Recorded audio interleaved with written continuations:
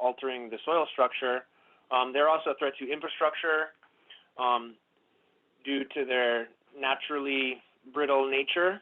They're prone to what's called sudden limb shear or sudden limb drop. That's an actual arboricultural term. It's just basically can be defined as the ability for a tree to drop large branches or break without any known cause or sign of weakness. It's just one of their innate abilities to drop car-sized, house-sized branches for no reason. So that's definitely a threat to infrastructure. Agriculture, due to the fast growth rate, if you're practicing proper crop rotation and you let your field go fallow for 2 years, you could be faced with 30-foot trees at the end of that 2 years. And, of course, with all of the limb drop and everything, it's a hazard to human health. So really kind of a big issue. Just a couple pictures of the extent. They are found statewide, with the exception of Molokai, Ni'ihau, and Ko'olave. But you can see here some pictures from Kauai and Big Island. You can see the tall stature that these trees can achieve, overtopping the Kalihiwai Bridge. On the bottom, you can see how they can completely change a natural view plane and alter our perceptions of the landscapes. That's a waterfall on Big Island. You can clearly see Mauna Kea in the background. I think that photo was taken in the 80s, and then the other one was taken in like 2016. So, in 20, 30 years, they can completely change our historic view planes. And then some of the damage in Puna caused due to the high winds from Tropical Storm Iselle that hit Big Island a number of years ago.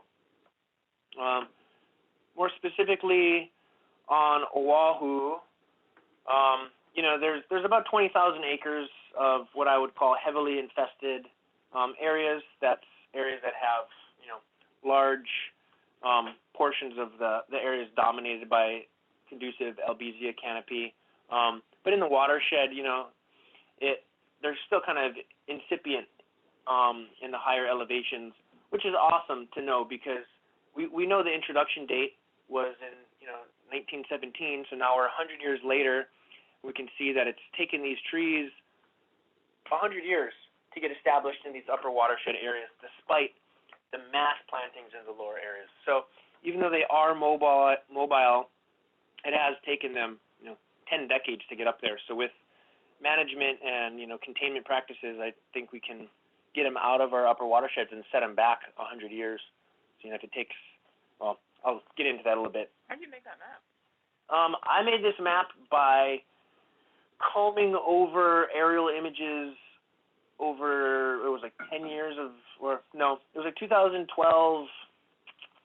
but I forget what the name of that imagery was.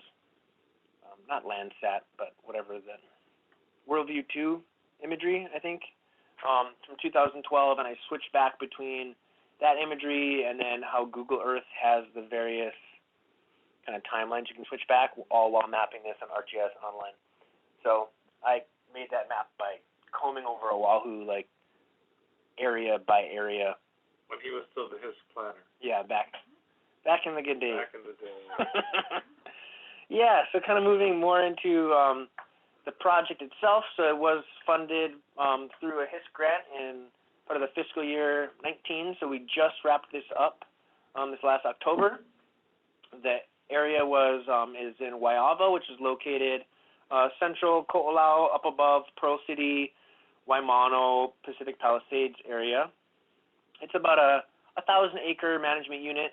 It's categorized under the Division of Forestry and Wildlife as a Priority 1 watershed, and it's also a Priority watershed under the Board of Water Supply. It's an area of potentially high recharge as well as an area of high chloride, which essentially means it's an area of high use or high draw. So it's also one of the primary feeds into the Pearl Harbor Aquifer. So if you look at where Board of Water Supply gets their water, the majority of the water that goes to agriculture on Oahu and feeds into the primary urban center does come from the Pearl Harbor Aquifer. That aquifer also supplements a deficit that's created in the PUC due to drawdown in East Honolulu or Hawaii Kai, because their population uses much more than their aquifer can produce. So really it's one of the most important aquifers, if not the most important aquifer we have on the island. So that's and we've been doing a lot of work up there, so it was a natural fit for us. Until the Navy contaminates it. Maybe. Yeah, so the goals of this project are pretty simple. They're just to reduce the impacts of Albizia within this priority watershed and set these invasive species back, a century. It dovetails nicely with the HISC Albizia plan objectives I3 and subtasks I3.1 and I3.2, which are defined as the removal and treatment of all Albizia trees in priority watersheds, as well as the removal and treatment of Albizia trees from native-dominated forests of high economic value and that may contain threatened or endangered species. Waiawa is all of these things. And kind of the big two objectives of the whole thing were to assess the population within the management unit and then treat all of the Albizia. So the methods are pretty simple. It's a population assessment, and we did a multi-pronged approach to that with high-resolution aerial imagery done by resource mapping, ground surveys, and then unmanned aerial systems or drones. The control work was done, all manual control work. We used IPA and ring bark techniques, and those are two techniques that are very cost-efficient because it does not involve dropping the tree. You can treat them in place, and since all of the trees in these upper watersheds are considered non-hazard trees or non-threatening to any infrastructure, agriculture, human health, etc., they can be left in place to decompose over time naturally, which really reduces the cost significantly compared to having to use an arborist and cut it down and all of that stuff. So based off the initial survey, you can see that this is a map we did in 2018 when we were applying for the grant. This was based off of aerial imagery. We detected approximately 47 individuals, and now that we're a year in, we've actually detected 88, and that was through the combination, the multi-prong approach of aerial imagery, ground surveys, and UAS. Just kind of show how we did the high-resolution aerial imagery. This is kind of the mosaic that we were able to purchase back in 2018 for our Waiawa management unit, and we'll just enhance into an area here, and we'll just enhance a little bit more. And this is about as high of a resolution as you can get, and you can start to pick out individual Albizia trees there. That was one that was treated, and there's actually another one hiding up there. But the issue with this type of analysis is it's really hard to get a sense of the topography. And in these windswept regions, Albizia don't typically have that large conspicuous canopy that you'd find in lower elevations. And when they're in incipient numbers like this, if this was your only means of detecting them, it makes it very, very difficult. So that's why we use a multi-pronged approach. Kind of the efforts to date. So as I mentioned, we detected 88 individuals total in the unit. We've since treated 55,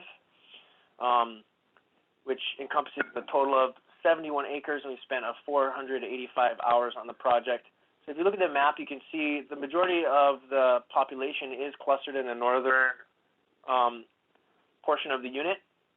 So that's how we were able to achieve kind of those high numbers and really remove over half of the known individuals from what we actually estimate to be about a 4-year project. It's incredibly steep. So you can see one of my crew kind of traversing over there to get to these trees. Each tree is a journey to get to. Access is helicopter access only. Sometimes it would take, if you wanted to get to some of these outlier trees, like that one point on the very top left of the unit, that one is going to be probably an all-day journey to go and get one tree. But when you balance that at the cost of this whole area becoming infested in the next 100 years, it is pennies compared to what the total cost will be. I mean, that's the whole reason we do incipient control to begin with, right? So yeah, that's the efforts to date. Going forward, we're going to be transitioning. We're going to finish up the top of the unit, and then we'll be able to mark that cleared off kind of north of where you can see the fence line that's going to be going in. There's only 5 trees left, so we'll clear those up kind of first thing this next project period, and then we'll start to move south. Yeah, and hopefully be able to get them all, which will be great. I have a cool UAS video. Let's see if it plays. Hopefully you guys can hear the nice music. Music with it?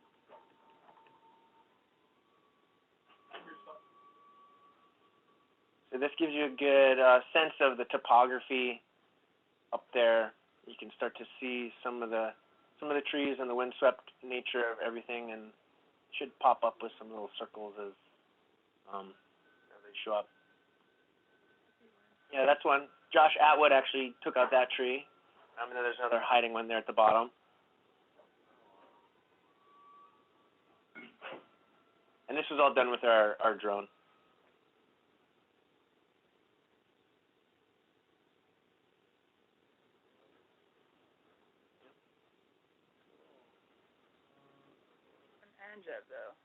Yes, there are other priority weeds in the area, which we are controlling through WPPG and Board of Water Supply funding. But yeah, this project really focused on turning those trees into sticks.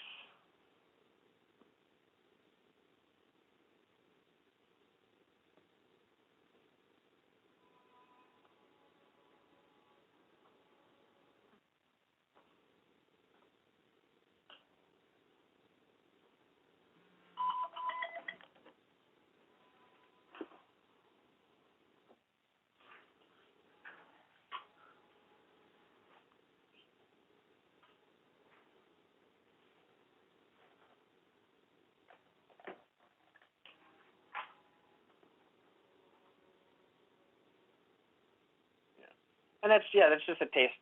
This video initially was like 5 minutes long, and I trimmed it because it's very nice music, but kind of hard to watch for 5 minutes. Okay, how do I go to the next slide? There we go. So yeah, I mean, this is next steps. Really we're going to just continue doing what we're doing. It seems to be working very, very well.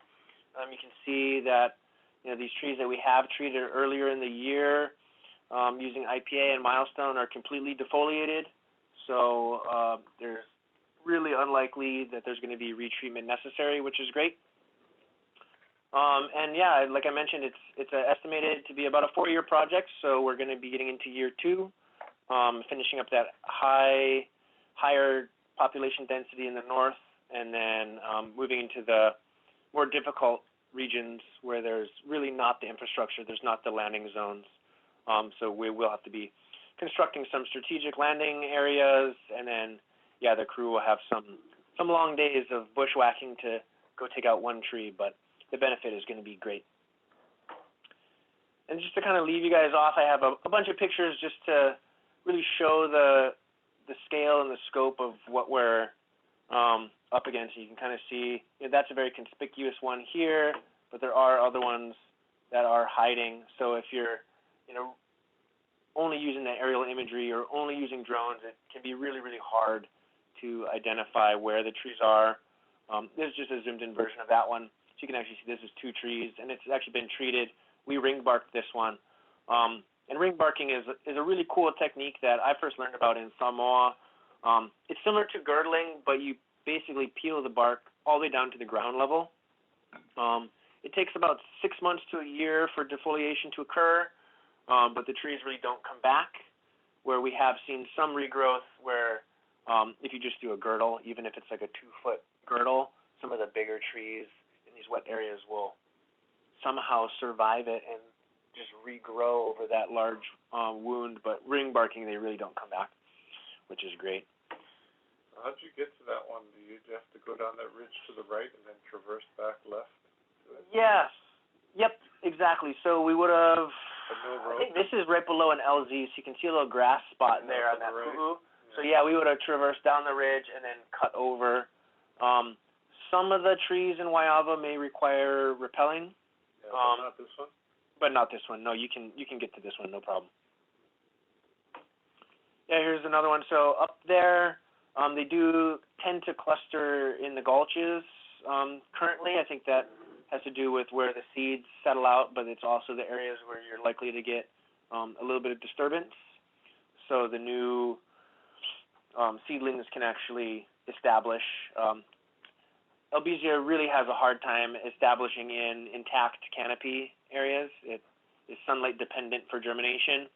So you can, I mean, that's just my hypothesis of why they're starting to establish. But if this whole gulch were to become completely dominated by Albizia, I have no doubt that they would be all on the ridges and everywhere. But you can see, there's 4 in this picture. What's that one? That's like a big grevillea. Not a grevillea, a big lapa or something like that. Yeah. And just some more, just kind of, boom, there they are. That's a treated patch that we got already. And then this is kind of a really nice scope. So you can see there's actually only 2 here. Those other ones are old snags. And that's actually it. It's a pretty simple project. There's not a ton of analysis that has to happen, but it is a ton of hard work, and making the plan to go forward was kind of the big effort, and now we just gotta find the time and do the strategic insertions so we can go and get all the Albizia out. And then I'm kind of hopeful, because in areas where it's incipient like this, it shows that we can make, like I mentioned before, it took them 100 years to get up here, and we're gonna get them out in 4 years. So if we can set these priority watersheds ahead another 100 years, for 4 years of effort for 1,000 acres, I don't know. I think that's some hope, which is cool.